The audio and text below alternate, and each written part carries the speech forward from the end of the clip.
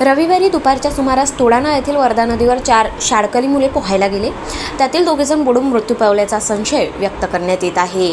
सविस्तर वृत्त असे की रविवारी शाळेला सुट्टी असल्यामुळे दुपारी 12 वाजताच्या सुमारास रुपेश विजेंद्र कुडसंगे वय 13 वर्षे, प्रणय विनोद भोयर वय 15 वर्षे, उमंग धर्मेंद्र आत्राम वय 15 वर्ष आणि कृष्णा चंद्रकांत पोयताडे वय 16 वर्षे सर्व राहणार वरोरा हे तोडाणा येथील वर्धा नदीवर पोहण्याकरता गेले व नदीत उतरले.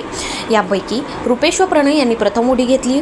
मात्र थोड्याच वेळात ते दोघेही गटांगळ्या खायला लागले आणि दिसेनासे झाले. त्यानंतर नदीकाठावर उभ्या असलेल्या उमंग व कृष्णा या 2 मित्रांनी आरडाओरड केली आणि आजूबाजूचे लोक गोळा झाले.